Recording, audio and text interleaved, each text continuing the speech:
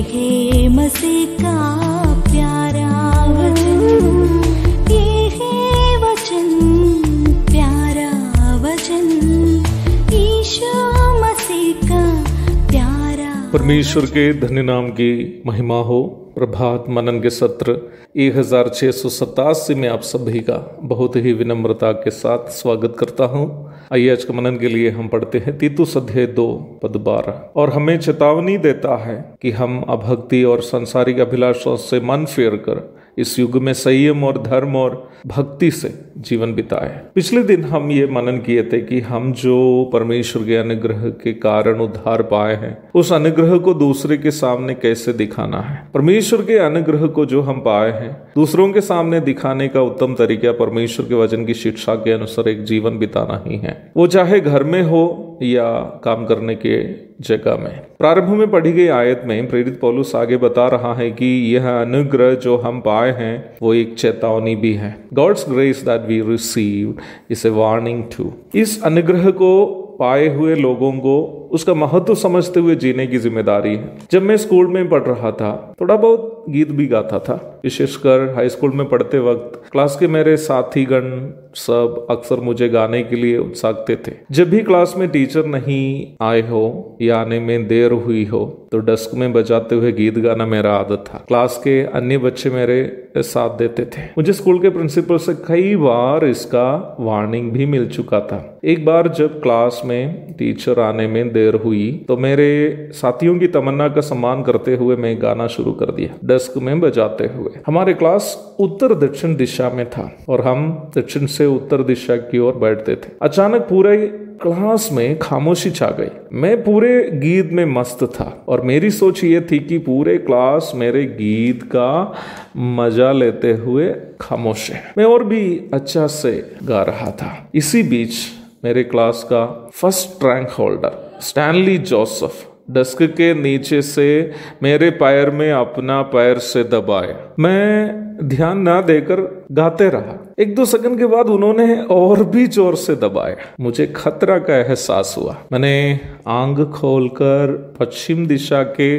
खिड़की की तरफ देखा। हमारे प्रिंसिपल जोयम्मा सैमुअल लंबा एक छड़ी पकड़कर वहां खड़ी थी। मैंने सडन ब्रेक लगाकर मेरे गीत को रोक दिया। जोयम्मा मैम मुझे बाहर आने का न्योता दिया। मैं धीरे धीरे बाहर की ओर गया। मेरी सोच ये थी कि पिटाई देकर मुझे वो अंदर जाने देंगे, परंतु मुझे दी गई सजा और भी बहुत कठिन था। मुझसे कहा स्कूल की छुट्टी होने तक दरवाजा पर चौकीदार जैसे खड़े रहना। वो मेरे लिए एक भयानक सजा थी, क्योंकि हमारे क्लास के दरवाजे पर खड़े रहने से 10C डिवीजन के बच्चे, उसमें कई लड़की भी थे जो मुझे अपने क्लास से अच्छा से देख पाती थी। उनमें से कुछ लड़की हमारी कलिसिया के थे और वे लोग मेरी माँ के पास जाकर ये सुनाने की पूरी संभावना थी कि मुझे चौकीदार की भी नौकरी स्कूल में मिली है,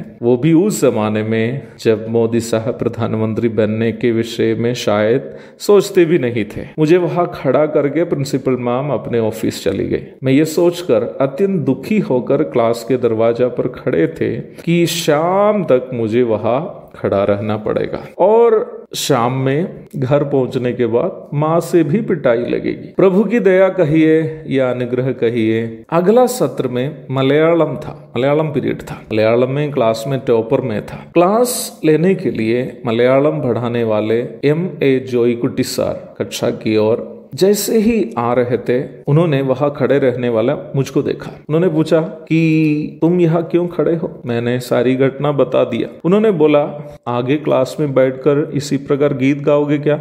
मैंने कहा, नहीं सर, ठीक है, मैं माम से पूछकर आता हूँ। जोईकुटी सर प्रिंसिपल माम से पूछ कर आया और कहा, देखो मेरे कारण तुमको आज अंदर जाने दे रहा है, आगे इसी प्रकार करके प्रिंसिपल मैम से मुझे डांट नहीं सुनाना। मैं अंदर गया, परंतु उस दिन के बाद कभी भी मैंने क्लास में बैठकर गीत नहीं गाया। इसलिए नहीं कि मुझे गाने की इच्छा नहीं थी, मैं उस शिक्षक का बदनाम नहीं करना चाहता था जिन्होंने मुझे शाम तक क्लास के बाहर खड़े रहने से बचाया। ये परमेश्वर का अनुग्रह है जिससे हम अनंतकालीन नरक से बच गया। और ये अनुग्रह हमें चेताता है कि हम संसार के अभक्ति, सांसारिक अभिलाषाएं आदि से मन फेर कर संयम, धर्म और भक्ति के साथ जीवन बिताए, ताकि जिसने हमें बचाया उनकी बदनामी हमारे जीवन से ना हो। जिसने हमें बचाया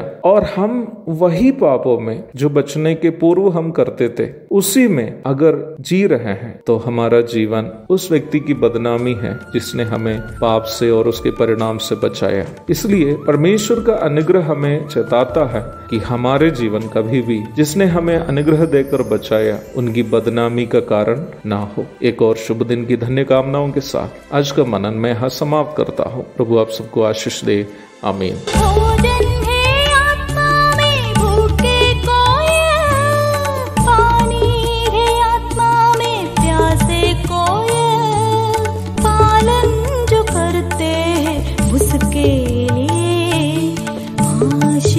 पाने का साधन है ये वचन, प्यारा वचन ईशो।